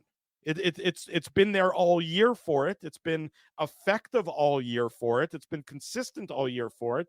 Don't reinvent something. Don't make something more confusing than it needs to be. Your issue is always and still maintains, that right side of your defense. Now, Neil Pionk has been up with Josh Morrissey, and they've been pretty okay together. But again, I don't know that I love it more than Morrissey with DeMello. Morrissey and DeMello fit so well together. They are, I think they've played the second most minutes of any D pairing in the NHL this year at 5-on-5. They just complement each other so well, right, Drew? Exactly. Like Morrissey, we've talked about it with a lot of the guests that we've had throughout the season and in previous years, right? Like Mike McIntyre talked about this recently. Like he's that roving defenseman, the way he uses his skating. And then DeMello, I think, is underrated, to be honest with you, and I think if he's not having a career year, he's close to a career year, and his offensive abilities, I think, are underrated. Look, he's not a 50-point defenseman or 60-point defenseman like Morrissey, but I think, DeMello is a pretty smart offensive player, but he is it's that yin and the yang, right? That solid defensive defenseman that complements Morrissey. So I agree with you. If we're, kind of putting odds on Morrissey and DeMello playing together in the playoffs, and the reason why I brought, the Dylan Pionk pairing up earlier, yes, I will admit, that Neil Pionk has struggled, even though, you could make an argument he should have been scratched instead of Dylan Samberg. It looks like Rick Bowness is not scratching him. I think you would agree with that, Drew. So now, yes. The thing that concerns me when you look at a potential playoff matchup between the Jets and the Avalanche, we talked about Morrissey, DeMello. That's your top D pairing to go up against the McKinnon line, which if Rantanen is healthy, he's on that line with Jonathan Drouin. But your second line is Casey Middlestat, Valerie Nichushkin, and Arturi Lehkonen. Yeah. That's a really good second line. Like there's a reason why the Avalanche are where they're at in the standings, even though they're only 4 points up on the Jets. Yeah. I mean, Dillon and Pionk are going to have to go up against that line, and it's a good line. So when you're talking about Middlestat, Lehkonen, and Nichushkin, it's a fast line, and they've got some size. And that's kind of been the knock on Neil Pionk. Sometimes his reads are a little bit slower. He gets lost. He doesn't have the same lateral movement that he once had. I mean, our buddy Scott Billick has been talking about it, that Pionk struggles to turn to his right at this point in time. That his he's trying to make a right hand turn on red on the Isle of Montreal. It's just not allowed. And that's where he's at. He's not the same player that he was when he came over in the Trouba trade, and he was sort of a revelation at that point, that first year where he was really good. And then when he sort of shut down McDavid a little bit in that playoff series, not in the bubble, but when there was the COVID year and the Jets swept the Oilers, he's not been able to recapture that. And wasn't that the bubble? That was the bubble, wasn't it? No, the bubble was when they played in Edmonton. They lost in the qualifying round to Calgary, remember? Right. Yes, this was when they went back and forth, but there were no crowd, there were no fans in the building. Right. Yeah. That bubble year, sorry, Drew, just going back to that bubble year, it's still just as bizarre as I remember it, right? Of course. Like, everything about it. All I really remember is Tampa Bay won the cup. That's all I remember. In the bubble, that's right. They beat, they beat Dallas? Yeah. Yeah, they beat Dallas. And Montreal made that run, remember? And Vancouver made that run. Yeah. It was also bizarre and weird and everything else. But, that's the real question is, can it's still maintained. It's been the same question that's been all year long for the Jets on that right side, that second pairing right side spot that Neil Pionk is occupying, but he's not a second pairing right side defenseman. So how do the Jets mitigate that come playoff time? Well, and it's been suggested, by us and others that really you can almost flip flop the third pair. That becomes your second pair. And then Dylan and Pionk, because Dylan is a very strong defenseman, and then Dylan Pionk is your third pair, right? And that's why I think the Jets, one of the reasons why they acquired Colin Miller, right? Colin Miller is an option to play in the Jets' top six. He hasn't played the majority of the games, but I'd like to see him get, he played obviously against Calgary on Thursday, and he played against LA on Monday. And I think we would expect him to play this afternoon. I would like to see him get, the next 2 or 3 games and see, let him get comfortable with the team. Let him really sort of maybe begin to build some camaraderie to see if he's a better option, than maybe a guy like Nate Schmidt come playoff time. Now, again, it's worth pointing out that for so long in this regular season, Schmidt and Samberg were terrific as a third pairing. If you remember back when, they had one of the lowest, I think, expected goals against, for any pairing, for any D pairing in the league for a while. So, if the Jets can get back to that, that's great. But again, it's such a different game come playoff time. You don't play against the weak siblings that allow you to, inflate your numbers, that allow you to have those great games. There are no easy nights when you play Colorado in a best of 7. You have to be at your peak. There are no easy nights when you play Dallas in a best of 7. If you're not firing at all cylinders, you're going to end up going home pretty quick.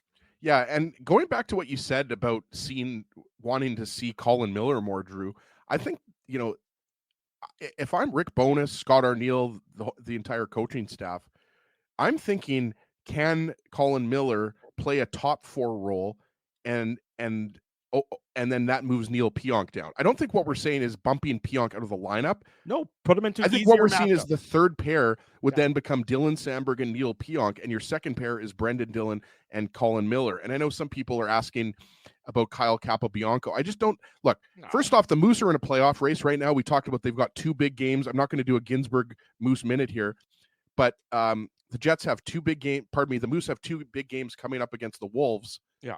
And they're going to need Kyle Capobianco not only for the regular season, but the playoffs. So I don't think Capobianco is going to leapfrog Logan Stanley and Colin Miller. But I do think, if you're the Jets coaching staff, you're probably, wondering if Colin Miller can play on the top 4. But I agree with you, Drew. I think you want to see him more. I think he's only played 3 games now for the Jets. Yeah, exactly. You want to do something about it to get him some more time, with the team and in the lineup for the Jets on a regular basis. I see that Scott Burnside is here to join us, so let's bring Scott in. We'll take a commercial break later on. We'll welcome back to the program our good friend Scott Burnside joining us on the show. Scott, good morning. Nice to see you. How are things with you? You're on mute. How's that? There you go. Apart from muting myself, no, things are great. It's a great day here in Atlanta, and 2 weeks today, the start of playoffs. Couldn't be better. That's exactly right. And we're going to get to your article that you recently wrote about third time the charm potentially for the NHL in Atlanta. And of course it's, ironic that we're back to talking about this, so many years later. It was, 15 years ago or so that Bill Daly came on this show back when we were on TSN radio and said, the arena isn't moving. And that sort of spelled the end of the Atlanta Thrashers in that incarnation. And we'll talk about it as a potential third time the charm. But I want to start with sort of looking around the NHL. As you mentioned, 2 weeks today is going to be the start of the playoffs. The West is pretty clear, but the East is definitely up for grabs. Doesn't seem like anybody wants it. The Penguins, out of nowhere, seem like they very well could be in the driver's seat if they are able to continue to string together some wins, that all of a sudden the Penguins that sold Jake Gensel and were going nowhere for so long might be Sidney Crosby might get another chase for the cup. Yeah, no, it's crazy. And, I have a newsletter, Burnside on Hockey, and I think at various points over the last month or so, I have shoveled dirt on every single team that is connected to the Eastern Conference wildcard race. And the New York Islanders didn't do anything at the deadline and, really looked like a team adrift. Now they're back in the playoff spot.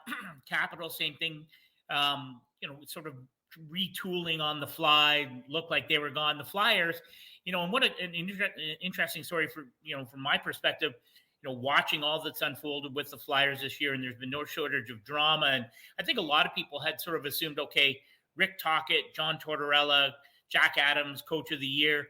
Flyers are in absolute free fall, lost to Buffalo last night. Now, I don't know if they can hang on. I predicted they would, which means they're cooked. But, though it really does set up an interesting I was talking to a Penguins fan the other night, and listen, Penguins schedule's not great. They have a very difficult road to go. Detroit looks like they have an easier schedule, but they're coming off the loss against the Rangers and also seem to have very little in terms of traction. So why not Sidney Crosby, and why not the Penguins after all of the debate about what Fenway Group and new ownership and Kyle Dubas settling into his job as GM? A lot of criticism of how that team has conducted its business in terms of extending Chris Letang, extending Evgeny Malkin, the deal to acquire Erik Karlsson. It looks, it has looked like a giant mess for a long time, but who knows? They could be 2 weeks from today getting ready to play the New York Rangers or the Carolina Hurricanes, or I suppose the Boston Bruins as well. It is funny. It is definitely a snail's race, but there is a lot of drama and there's a lot at stake, right? I mean, we just know from last year, of course, the Penguins losing to a horrific Chicago club in the last week of the regular season to blow what looked like an absolute lock of a playoff spot. And all Florida did was go to a Stanley Cup final. So, I hate that cliche. All you got to do is get in, but all you have to do is get in. I'm definitely, I don't speak for you guys, Scott, but I'm definitely rooting for the Penguins just because, I've just admired Sidney Crosby. I think all of us have admired Sidney Crosby for so many years. The fact that, he is the one that's obviously driving the bus. So I think it would be such a great story for them to get into the playoffs, even if they're swept or, defeated in 5 games by the Rangers or the Bruins or whoever.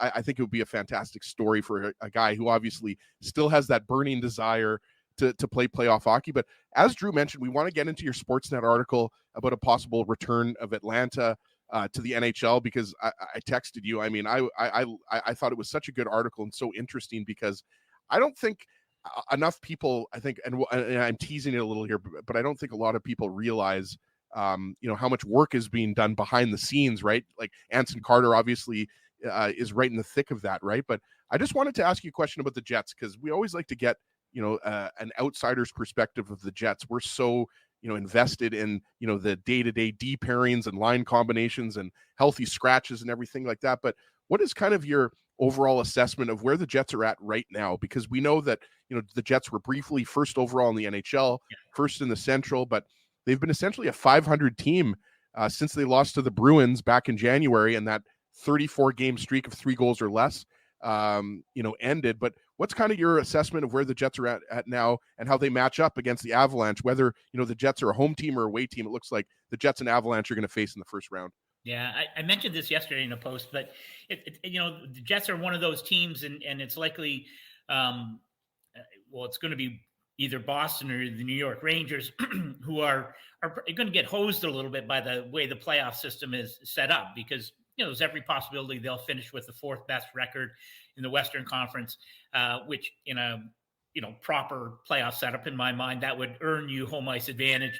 That's not going to happen. So, as I've watched the Jets this year, and all kinds of drama, of course, some on the ice, some off the ice, and to me, when I look at this Jets team, we're sort of back to where we've been for the last 3 or 4 years, which is, love the way this team is built, and great work by Kevin Cheveldayoff to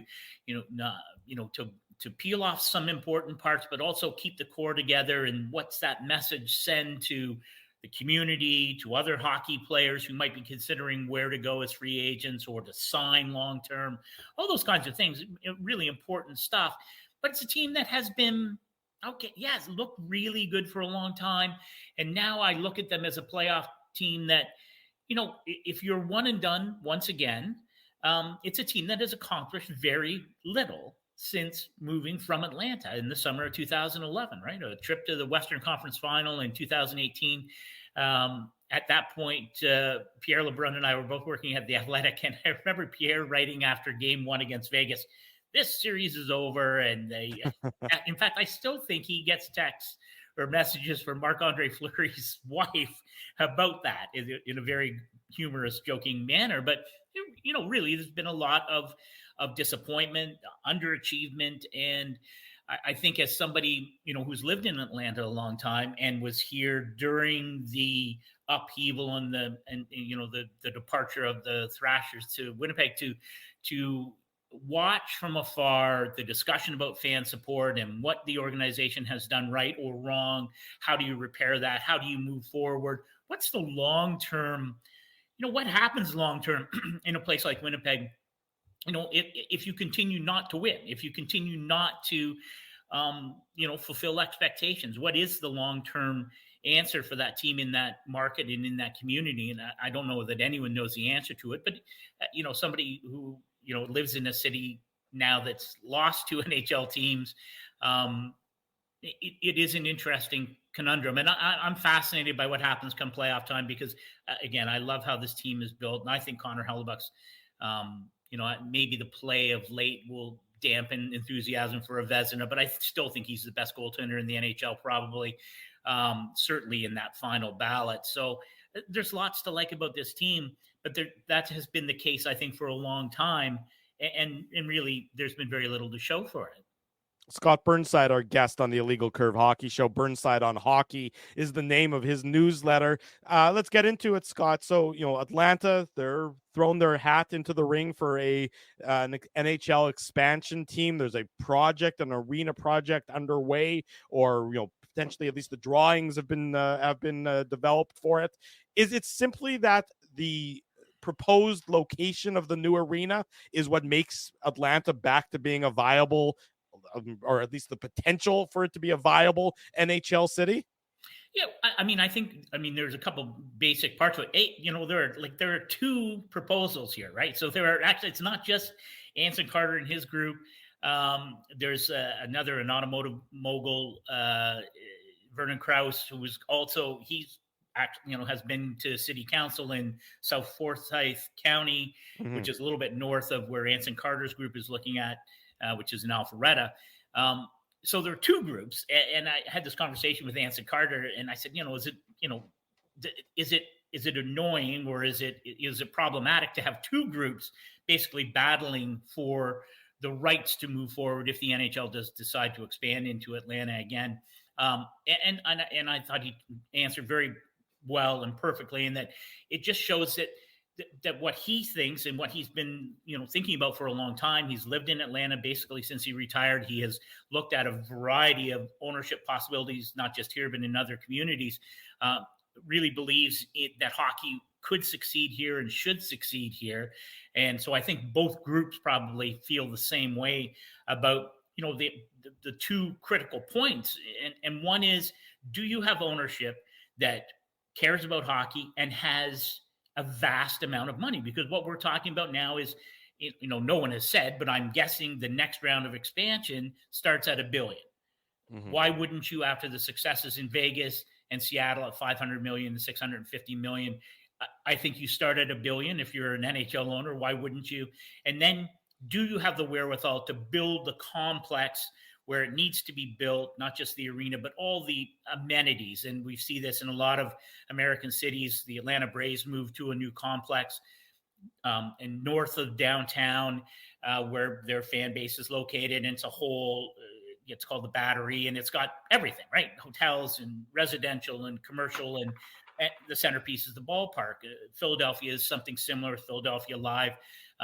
Vegas is a little bit similar, given the things that are around the arena. So that both these projects would incorporate a huge group of, multi-use, I guess is the term. So, okay, do you have owners who can pay that kind of money, who can dig deep and meet the demands both of building and the expansion fee. The location is key, and it has to be north of the city. It's where the hockey fans are. It's where people who will represent most of your ticket buying public. But the part that for me is a little bit more nebulous, and the Atlanta Thrashers, to me, provide a great learning example, because they had ownership that didn't care about hockey, didn't really want the Thrashers, and behaved that way the entire time the team was in Atlanta. Right. And they had an arena that was far removed from their fan base. And so two critical errors compounded. And at the end, the Atlanta Spirit Group could not get rid of the Thrashers fast enough. And in fact, I was talking to Jeff Schultz, a longtime columnist here who just retired. But he said that, once it came out after the sale, is that basically that group had been trying to sell the Thrashers from the moment they took over, because they owned the NBA Hawks, they own Phillips Arena, which is now State Farm Arena, and the Thrashers. And they really wanted nothing to do with the Thrashers from word go. And so what happened then, there was no real commitment to grassroots hockey. There was no commitment to build new arenas. There was no feeding of the infrastructure. And I'll go back to a term that Anson Carter uses, and I think he's right. It's absolutely critical that you have a hockey first ownership group. So how do you determine that? You got to have the money, but you have to have the commitment. And that means putting more money into things like grassroots hockey and connecting youth hockey, creating an environment where the game can grow. And listen, population, is through the roof here. By 2050, they're expecting, 8 million people in the greater Atlanta area. Wow. It's hugely, it's a 6th or 7th biggest media market. They have 19 Fortune 500 companies with a significant, I believe, head office presence here in Atlanta. There's no reason there shouldn't be an NHL team here. And it's an embarrassment that there isn't, frankly, for the NHL. So, simple but complex, I guess, is my point. And, and you got to go back to then the very basic question of this. Does the NHL need to grow from 32 teams? And the fact that players don't get to share in a dime one of expansion fees suggests to me that expansion is inevitable. And that's why you'll see a group in Salt Lake City already plan on the table, ready place to play hockey as early as next year. Arizona Coyotes might want to be aware of that. I think it's inevitable the league expands because there's too much money not to. Too much money not to. I mean, we can debate. Do you need more than 32 teams? No. I don't know that you do. You could also ask the question, does it matter what we think, right? No, it's a $3 billion for it's, you're talking what, 100, you look at the numbers. I think it's inevitable, Scott. There were people that didn't think it would work, 6 or 7 years ago in Vegas, and look how wrong those people were, right? Each owner. Yeah, it's about money. Unfortunately, if you don't think it's all about money, then you just, you're wrong, right? Yes. But I think both those, to me, that's so much has changed since the Thrashers left. And it feels like yesterday for some of us who've lived here for a long time in Atlanta, but it's been a long time. City's different. I think the game is different. Certainly the game, when you think about the NHL and their commitment to diversity and inclusion and opening the game up, and you can quibble with whether they've done it effectively and if there have been missteps along the way. This city, it really is mind-boggling that there is not an NHL franchise here. But, what we've seen in Vegas and Seattle just proves what we were just talking about. If you have proper ownership and you have a proper facility and you treat it properly, then you can have great success. And the game has never been stronger. I hate, I always sound like Gary Bettman now. The game has never been stronger. I think it's probably true. And, there's so much money involved now. And I think the NHL has done a pretty good job. You think of when the Thrashers came into the league in 1999, it was a period of pretty rapid expansion. Again, owners wanting the money. And let's be honest, the NHL in the distant past has had some issues with ownership, haven't had the proper groups in place to build and sustain franchises in a number of different markets. I think it's fair to say that is completely different now. You look around the NHL and basically outside of Arizona, I think it's fair to say there are no brush fires. There are no sort of calamitous what's going to happen. Will they be in bankruptcy? Can they meet the payroll? Will they move? All those things that have dogged a lot of franchises over the years. That's pretty much gone now. And the fact that, and I think that's, speaks to the stability of the league.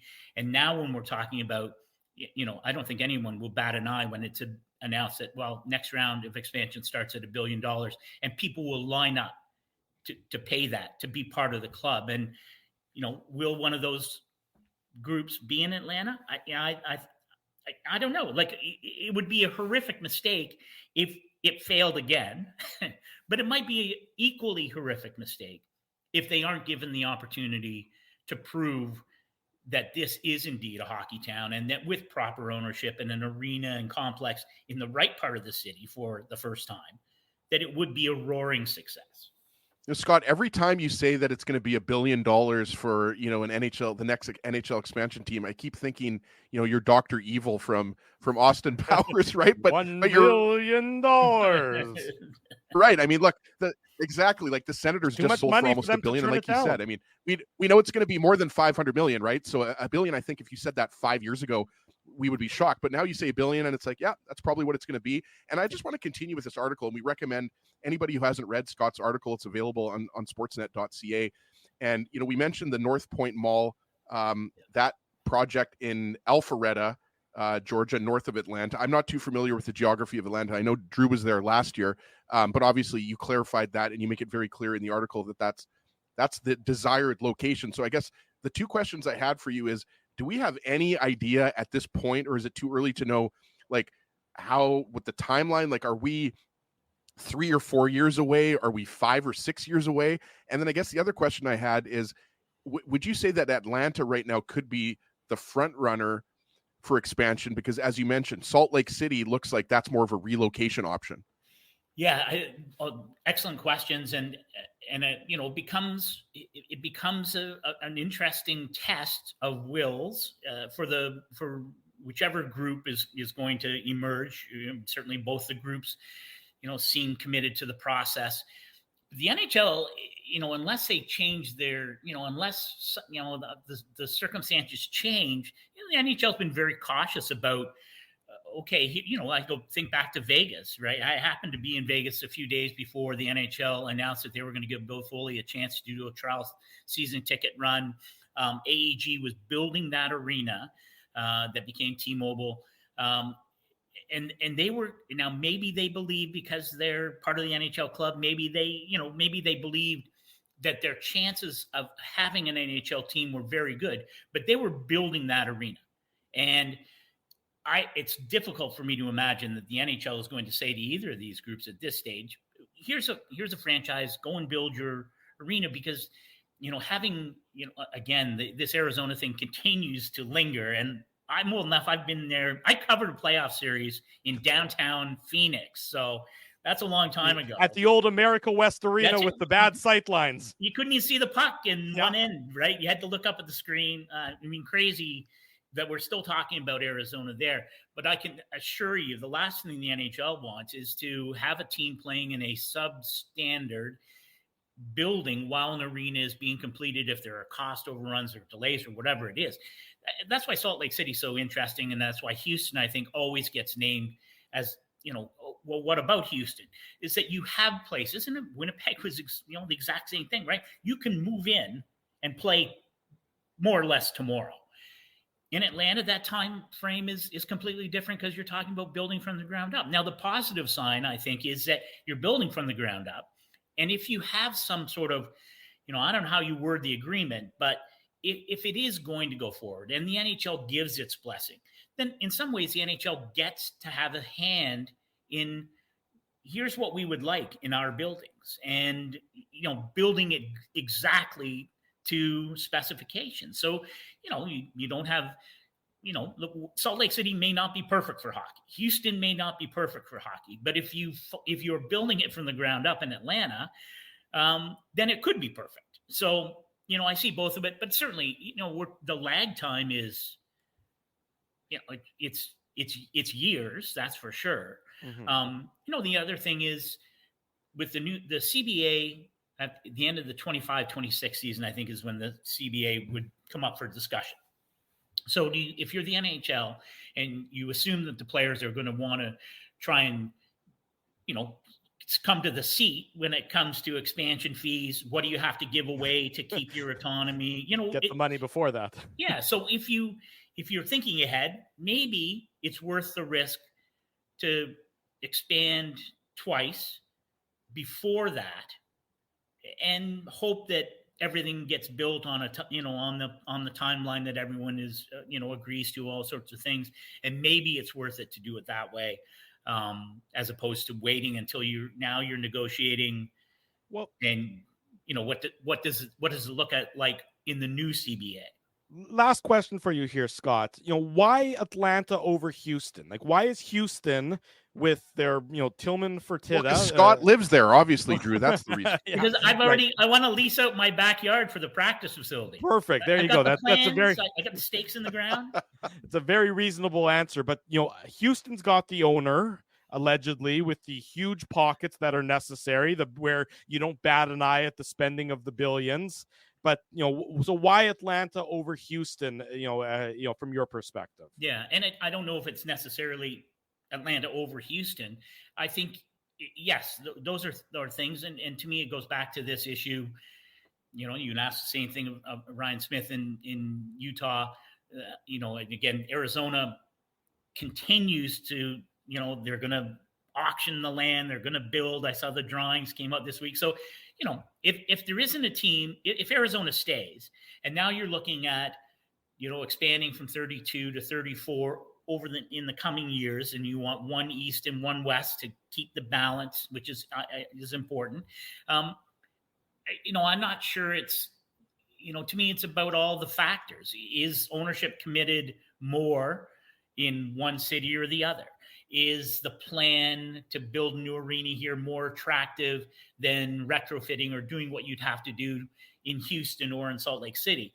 I just think there's so much. If you just looked at, okay, here's, some of the things I mentioned, the population, the ethnic diversity, the growth of the game, all the, Fortune 500, all the corporate support, all those things.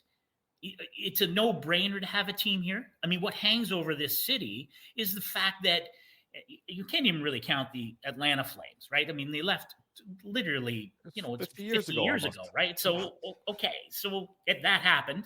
It is true. The Thrashers, though, have put a stain on this city, and there will still be some hurt feelings, I'm sure, at the league level, because it was a mess. And again, I'm blasting the ownership here, but it was a mess of their own making. And now a new group, whether it's Anson Carter's group or Vernon Krause's group in Forsyth, you have to deal with that too. Because if you just looked at, hey, you got this huge city with all this money and people, who you feel might clamor to go and watch an NHL game in the right place, then why can't we do this tomorrow? But there's baggage here, and that's going to be part of it too. And it's a great question because there is no baggage in Houston. There's no baggage in Salt Lake City. And so that will be the challenge for, again, Anson Carter, using his words, you have to prove to the nth degree, this is a hockey first ownership group, and we are going to do everything, and we're going to do it right, and we are not going to make a mess. So Scott Burnside on Hockey is the newsletter. We encourage everybody to subscribe. Great insight and analysis into what's going on in Atlanta, of course, and all around the NHL. Well, Scott, I'm personally hoping that Atlanta gets a team, however many years that is from now, so I can, stay at your place and come watch an NHL game in Atlanta. I'm inviting myself, Scott. I'm not only am I building the practice facility here, I will have a discount for media and Airbnb set up here. So just let me know. We appreciate it. Scott, thank you so much for this morning. Be well. Enjoy the upcoming playoffs. We'll do it again real soon. Anytime. There he goes. Scott Burnside. Burnside on Hockey is the name of the newsletter. I think people have to forget about the Thrashers at this point. Like Scott mentioned those numbers. What did he say? 8 million people? There's too much money. 2050 Atlanta, this, Drew. I mean, I was there. You jumped in there here a few times. Atlanta is it's, if I'm not mistaken, the busiest airport in the world. It is right. Look, so I mean, forget about 2011. That was 14 years ago or 13 years ago. Atlanta could get an NHL team back. People have to get that through their heads. I have to comment on this from Doug saying you need to quit saying Atlanta is good for hockey. No one's saying Atlanta is good for hockey. No one's saying that expansion is good for the NHL. It's not. It's a terrible idea. The product is already terribly watered down. 32 teams is way too many. But if somebody's going to give you a free money, that's right. People, get your heads out of the sand. There's just free money on the table for the owners, and their past actions are the best are their best predictor of future actions. All they've done is take the money. They're going to take the money. They're going to expand. They're going to go to Atlanta. They're going to go to Houston. There's going to be 34 teams, just like they're going to do it in every single league, because there's too much money sitting there for them not to do it. And the NHL owners don't care about they don't care about the product. If they did, Phoenix would not have an NHL team right now. Like they would have moved the Coyotes a long time ago, right? They're playing in a 5,000 seat arena, for God's sakes. Like I would prefer to see a relocation of the Coyotes before expansion. But yeah, look, Seattle and Vegas have been huge successes. Right. And the NHL owners love money. So really, the NHL owners are the ones that are going to determine if there's a 33rd team and a 34 team. But I understand what Doug's saying. I mean, and to what you just said, Drew, I mean, the NHL, if you go to 34 teams, there are going to be some horrible teams. Look, yes, there's horrible teams when there was 30 teams, let alone 32 teams, right? But like Scott said, I mean, we're at least 3 or 4 years away, I think, from Atlanta or Houston getting an NHL team. I promised you that as soon as they start building whatever they end up building, there'll be an arena. There'll be a team following shortly thereafter. One doesn't happen without the other. They don't build it on spec. They're going to build it because there's a demand. There's not even a demand for it, but there's an opportunity for the owners to pocket all that cash. Let's take our last commercial break, and then we'll come back, wrap the show, get you set for the post-game show later on this afternoon. It's the Illegal Curve Hockey Show. I love you all. We're live on Saturday morning. Fun Saturday morning here on the Illegal Curve Hockey Show. Nice to get back. Ezzy and I driving this bus, maybe driving it right off the cliff, but driving it nonetheless. And we're going to do the same a little bit later on this afternoon with the Illegal Curve post-game show. That coming up right around 5:40 or so p.m. this afternoon. We can do the debate as to whether that's the afternoon or the evening, but the Jets and the Wild are going to do battle regardless in St. Paul, Minnesota, and we'll bring you coverage about how it all went down closer to 5:40 this afternoon, Ezzy. And then shortly after, a couple hours after the postgame show ends, I'm going to be going to a roller skating party tonight. Happy birthday to a good friend, Sari. I will be going to Wheelies to roller skate. So then shortly after I roller skate, I will be back in the St. Boniface emergency room because I'm most likely going to injure myself roller skating. Are you going to use roller skates or do you have roller blades? I don't have either. Okay. I assume that you can rent roller skates. Yeah. I mean, I haven't been roller skating and I'll be honest with you, Drew. I didn't realize that wheelies still existed. Like I didn't know either, to be honest. Like I was like, wow, this is going to be a flashback. Like I was more of a Saints roller rink guy myself growing up. But yeah, it's going to be fun.